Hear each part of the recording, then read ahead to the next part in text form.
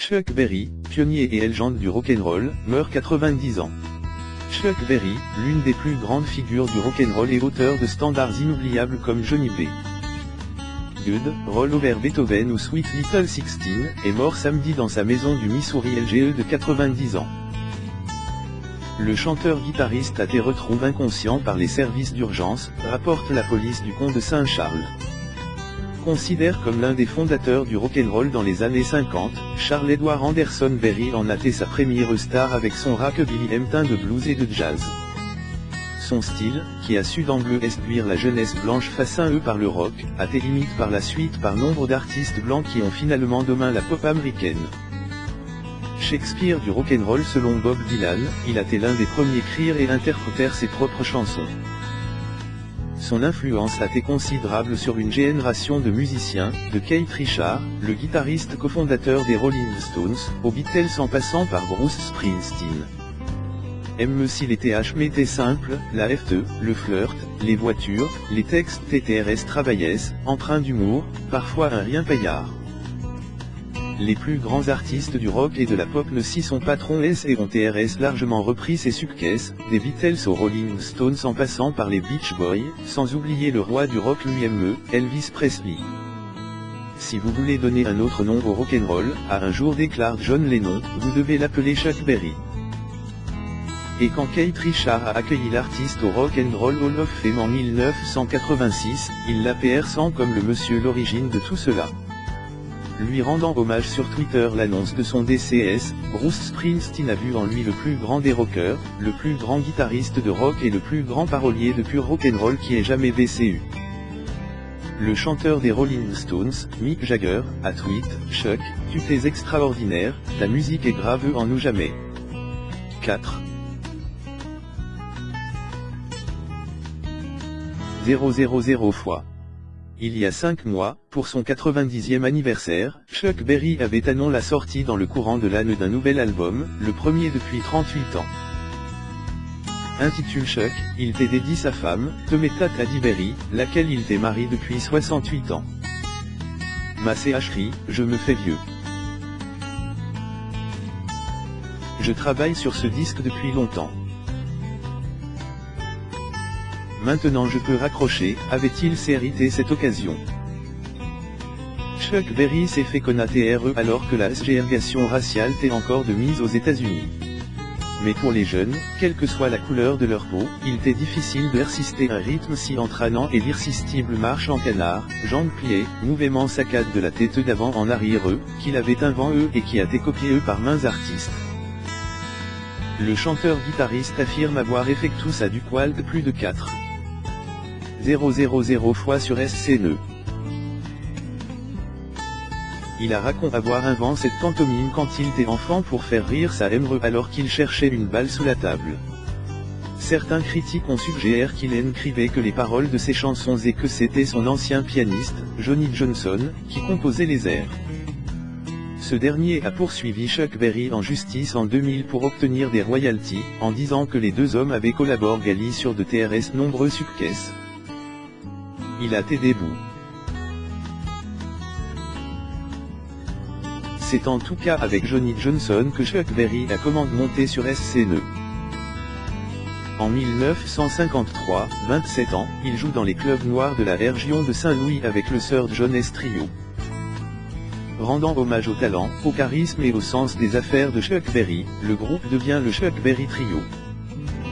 Sur les conseils de la légende du blues Muddy Waters, Chuck Berry auditionne pour Chess Records, CLBR maison de disques de Chicago.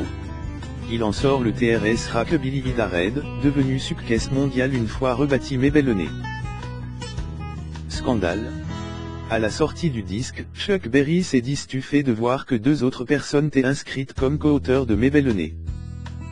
Ce qui la prive de certaines royalties.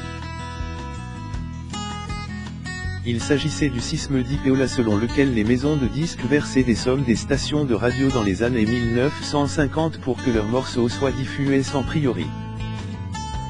Il a par la suite récupéré tous les droits. Chuck Berry et Johnny Johnson ont travaillé ensemble pendant une trentaine d'années sur de TRS nombreux airs, notamment Roll Over Beethoven, Reelin' and Rockin', No Particular Place to Go, Memphis et Sweet Little Sixteen. Mais un seul single de Chuck Berry se hissa en tête des hit parades, My Dinaline, 1972. La chanson a fait scandale en son temps car elle faisait apparemment référence à la sexualité des jeunes. Beaucoup de radios refurent de la diffuser. L'acheritage de Chuck Berry a été terni par sa réputation d'avare au caractère difficile et par ses ennuis judiciaires. Cette réputation apparaît dans un documentaire de 1987, Reel. Rock and Roll, centre sur le concert organisé par Keith Richards pour le 60e anniversaire de Chuck Berry. Selon les réalisateurs, Chuck Berry refusait d'être film si on ne lui donnait pas un sac de billets. D'une certaine façon, c'était un personnage étrangement bas de gamme, dira Mick Jagger au magazine Mojo. Toujours grossier. Il est vraiment devenu une parodie de lui-même. You Never Can Tell.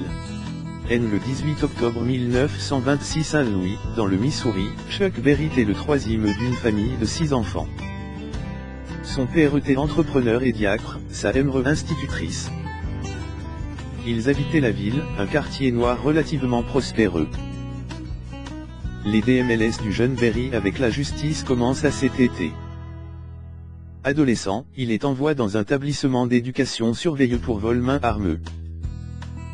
À sa libération LGE de 21 ans, il travaille en usine automobile, puis en tant que photographe. Il suit aussi une formation de coiffeur. Il est renvoyé en prison en 1962, pour 18 mois, pour avoir engagé au club de Saint-Louis une jeune Apache de 14 ans, rencontrée au Texas. Elle a ensuite été arrêtée pour prostitution. Il est condamné pour avoir enfreint la loi interdisant de faire passer une mineure d'un état à l'autre pour l'exploiter. Il s'est hérité plusieurs chansons pendant son incarcération, notamment No Particular Place to Go et You Never Can Tell. En 1979, il est condamné 4 mois de prison pour fraude fiscale. Dans les années 90, un certain nombre de femmes l'accusent de les avoir filmées dans les toilettes de son restaurant club de Mansville, dans le Missouri. Si les succès cessent, les hommages continuent. Chuck Berry jouait une fois par mois dans une discothèque de Saint. Louis a plus de 80 ans passés. Ultime illustration de son influence, une version de Johnny B. Dieu a été plaqué dans la série d'enregistrement envoyée dans l'espace bord de la sonde Voyager 1 lancée par la NASA en 1977 la rencontre d'éventuels extraterrestres. Avec Patrick Racker Washington, Daniel Rookie pour le service Franey, dit par Gilles Trequessé.